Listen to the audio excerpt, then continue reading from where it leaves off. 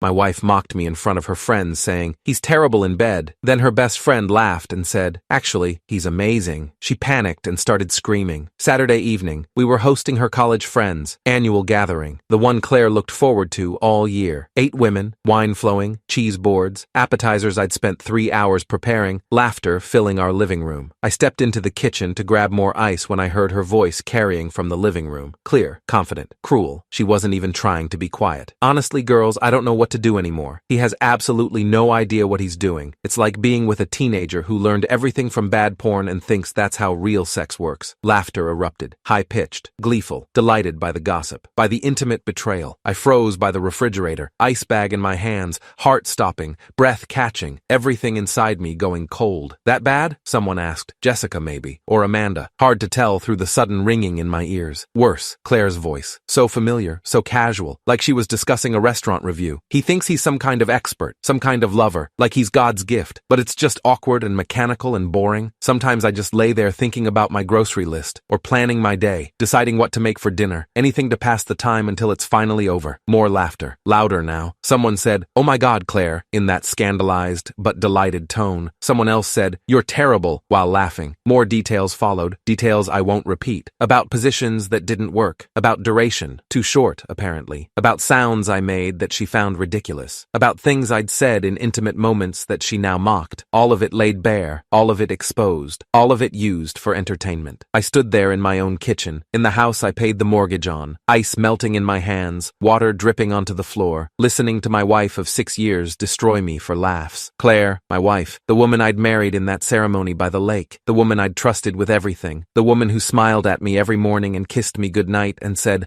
"I love you," like she meant it, tearing me apart, humiliating me, using our most intimate moments as comedy material for her friends' amusement. I didn't storm in, didn't confront her, didn't make a scene, didn't give her what she might have wanted. Drama, emotion, reaction. I took a breath, deep breath, steadying breath, smiled, fixed my face, returned to the party with the ice like nothing had happened, played the perfect host, refilled wine glasses, brought out more food from the oven, laughed at jokes I didn't hear, made small talk I didn't remember, smiled until my face hurt, but inside, everything had changed. Everything had shifted. Something fundamental had broken. Something that wouldn't be fixed, couldn't be fixed. The man who had walked into that kitchen no longer existed. The next day, her best friend Sarah texted me, "Can we talk? It's important. Please." We met for coffee that afternoon. Sunday, 2 p.m. Small place downtown called Brew Haven. Quiet corner table. Private. Sarah looked uncomfortable when she arrived. Guilty even. Couldn't meet my eyes at first. Kept stirring her latte, adding sugar she didn't need. Anything to avoid looking at me. "I couldn't sleep last night," she said finally, staring at her cup, voice quiet. "What Claire said about you, what she said in front of everyone, it wasn't right. You don't deserve that. Nobody deserves that kind of humiliation. It is what it is," I said, voice flat, empty, dead inside. "No, it's not." Sarah looked up, finally looked me in the eyes. "She's been complaining about you for months. Every time we meet for lunch, every girls' night, every phone call, you're her favorite topic, her favorite punching bag, her favorite joke." My stomach dropped, sank. Months? At least 6, maybe longer, maybe since the beginning, I don't know. I stopped counting, stopped listening really. She paused, bit her lip. "But Marcus, I don't think you're the problem. I think she is. I think she's the problem in this marriage. Why are you telling me this? Because someone should, because it's not fair, because you're a good person and she treats you like garbage, like you're disposable, like you don't matter." Sarah hesitated, looked down, looked up, "And because I've always thought you were different, better than she deserved. Too good for her, honestly. Way too good." Something in her tone made me look up, really look at her, see her differently, see her as more than just Claire's friend, as someone separate, someone who saw me. "I know," she said quietly, reading my expression. "She's my best friend. We've been friends since college, 15 years, roommates freshman year, in each other's weddings, but I'm tired of watching her treat you like this. Tired of watching her mock you behind your back. Tired of pretending it's okay. Tired of being complicit." We talked for 2 hours, about everything, about Claire's constant complaints, about her endless criticism of me to her friends, about how she made me the villain in every story, the incompetent husband, the disappointing partner, the joke in every anecdote, about how Sarah had always thought I seemed kind, thoughtful, patient, attentive, about how she'd always wondered why Claire couldn't see it, couldn't appreciate it, couldn't value it, about how she thought Claire was sabotaging her own marriage, marriage, pushing away something good because she didn't know how to appreciate it. When I got home that evening around 5, Claire was on the couch, scrolling her phone, didn't look up. "Where were you?" "Coffee with a friend." She didn't ask who, didn't care, just made a non-committal sound and went back to her phone, back to Instagram, back to whatever was more interesting than her husband. Perfect. Sarah and I started meeting regularly after that. Coffee twice a week, Tuesday mornings before work, Thursday afternoons during lunch, dinner occasionally on Friday nights when Claire was working late at the law firm, or out with her own friends. Nothing physical, nothing inappropriate, not yet. Just conversation, attention, respect, interest, someone actually listening when I spoke, someone asking about my day and actually caring about the answer, someone who laughed at my jokes and remembered things I'd told her and asked follow-up questions, things Claire had stopped giving me years ago, maybe things she'd never given me at all, maybe things I'd been starving for without realizing it, but I made sure Claire noticed the changes in me, made sure she saw them, the increased texting on my phone, the smile when I got a message, the phone calls I took in another room, in the garage, in the backyard, the vague answers about where I'd been, out meeting someone, just around, the new cologne Sarah had mentioned smelling good, something different from what I'd worn for years, the haircut Sarah had suggested would suit my face better, shorter on the sides, the new confidence that came from being appreciated, from being valued, from being seen. 2 weeks in, Claire started asking questions. "You seem different lately. Suspicious. Uncertain. Do I? Innocent. Casual. More distant. Distracted. Like you're somewhere else. Maybe I'm just busy with work." Shrug. Dismissive. But her eyes said she suspected something, said she was calculating, wondering, worrying. She started checking my phone when I was in the shower, going through my messages when I was asleep, looking through my emails when I left my laptop open on the kitchen counter, searching my pockets, checking credit card statements. She found nothing. I'd been careful. Sarah and I used Signal. Messages that disappeared, communicated carefully, left no digital trail, no evidence, no proof. But the paranoia was eating at Claire. I could see it, growing, spreading, in her questions, in her suspicions, in the way she watched me, in the way she analyzed every word, every action, every expression. Good. Let it eat at her. Let it consume her. Let her feel what uncertainty feels like. 3 weeks after that first party, we hosted another gathering. Same friends, same living room, same wine, 3 bottles of red, 2 bottles of white, same appetizers, cheese board, bruschetta, stuffed mushrooms, shrimp cocktail. This time, I was ready. This time, I had a plan. I made sure Sarah and I were deep in conversation when everyone arrived, sitting close on the couch, closer than necessary, laughing, comfortable, familiar, her hand occasionally touching my arm when she made a point, me leaning in to hear her better, whispering things that made her laugh, inside jokes nobody else understood. Claire kept glancing over from across the room where she was pouring wine, her jaw tight, her smile forced, her wine glass refilling faster than usual, her laugh too loud, too forced, too desperate. During dinner, pasta primavera, Caesar salad, garlic bread, the conversation turned to relationships. Someone's sister was getting divorced after 10 years. Someone else's brother was getting engaged after dating for 6 months. "Marriage is so hard," Jessica said, sighing, dramatic. "You have to keep working at it constantly. It's not like the movies. It's not like romance novels. It's real work." Claire jumped in immediately. "Exactly. Sometimes you have to accept that your partner has limitations, that they're never going to be perfect, that you have to lower your expectations or you'll be disappointed forever." The room went quiet, uncomfortable. This was too personal, too specific, too raw. Sarah looked at her, cool, calm, calculated. "Limitations? You know what I mean," Claire waving her hand, dismissive. "Things they're not good at, things you just have to live with, things that will never change no matter how much you want them to, no matter how much you try to fix them." "Like what?" Sarah pressed, voice sharp now, pointed. Claire took a long sip of wine. "Building confidence, building courage, building momentum. Well, some men think they're amazing in bed when they're actually not. When they're actually terrible but too deluded to realize it, too proud to see reality." Several friends laughed nervously, uncomfortable laughs. Others looked away, studied their plates. Amanda checked her phone. Jessica refilled her wine glass. Karen suddenly needed the bathroom. "Oh, we're doing this again?" Sarah said, her voice cutting, cold, steel. Claire smiled, emboldened now,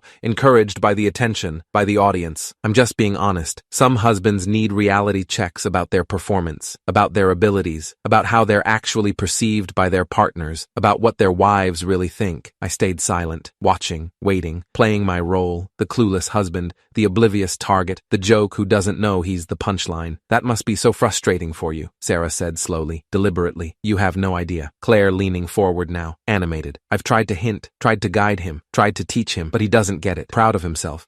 So confident, so sure he's good. It would be funny if it wasn't so pathetic, if I didn't have to live with it." The friends were frozen now, deer in headlights. This had gone way too far, way past acceptable. but nobody knew how to stop it. Nobody knew how to intervene without making it worse. That's when Sarah leaned back in her chair and smiled that knowing smile. That cat with the canary smile. That smile that said everything. Funny you should say that. Expression shifted, transformed, confident to uncertain, proud to suspicious, smile fading. Sarah glanced at me, then back at Claire, held her gaze, steady, unflinching. It means maybe you're not the best judge of your husband's silent, dead silent. Even the background music seemed to stop. Even the air seemed to still. Claire's face changed, color draining, voice uncertain. Sarah, what are you saying? I'm saying that perhaps the problem isn't him. Perhaps the problem is you. You're the one who doesn't know what you're doing. Perhaps you're the one who's inadequate. Perhaps you're the one who's terrible in bed and blaming him for your own failures. How would you know? Claire's voice had an edge now. Dangerous, panicked, shaking. Pulled out her phone, unlocked it slowly, deliberately, set it on the table face down between them, right in the center, right where everyone could see. Everyone stared at it like it was a bomb, a grenade with the pin pulled, a weapon about to detonate. 'Cause I asked him myself, her chair scraping loudly against the hardwood floor, wine sloshing over the rim of her glass, spilling on the white tablecloth, red stains spreading, talking about everything you said was true. If he was really as terrible as you claimed, as bad as you described to all of us, to everyone who would listen, to anyone who'd pay attention to your complaints. The blood drained from Claire's face. Actually drained. White as paper. White as snow. What did you do? Sarah, what did you do? Sarah's smile widened. Cruel now. Satisfied. Victorious. Truth about what? Claire's voice rising. Cracking. Breaking. About whether your husband is actually terrible in bed, or if you're just a terrible judge, or a terrible partner, or a terrible wife, or all three. Then at Sarah. Then at the phone on the table. Trembling. Visible tremors. Tell me you didn't. I swear to God. Swear what? Her phone. Held it casually. Like it was nothing. Like it wasn't a nuclear bomb. Treating him like garbage? That you'll stop mocking him to your friends? That you'll stop humiliating him? Bit late for that, don't you think? Damage is done. Claire's hands were shaking harder now. Her whole body vibrating. Voice desperate. Pleading. Show me that phone. Right now. Show me what's on that phone. Afraid of what you'll see? Afraid of what I found out? Afraid of what I discovered about your husband? Show me right now! Sarah held up the phone. Turned it slowly. So Claire could see the screen, so everyone could see her reaction. Screen showed a text thread, photos, timestamps, messages, intimate messages. Messages that left nothing to the imagination. Claire grabbed the phone, ripped it from Sarah's hand, yanked it, started scrolling, frantically, desperately, fingers shaking, eyes widening with each swipe. Her face went from white to red to purple. A progression of horror, eyes widening, mouth opening, breath catching. Oh my God! Oh my God! This isn't... You didn't... This can't be... When did... How did... She threw the phone at Sarah. Hard, violent, it bounced off her shoulder and clattered onto the table. Screen cracking, turned to me with wild eyes. Mascara already running, makeup smearing, voice breaking. Tell me this isn't real. Tell me she's lying. Tell me this is some kind of sick joke. Tell me you didn't do this. Voice level. Emotionless. You slept with my best friend. You cheated on me. With Sarah. With my best friend since college. You had an affair. Table gasped. Shocked, horrified, scandalized. Phones coming out. Recording probably. This would be everywhere by morning. Deliberately. Theatrically. Walked over to where I was sitting. Put her hand on my shoulder. Possessive. Claiming. Owning Claire dead in the eye. And said the words that ended everything. Actually, he's amazing.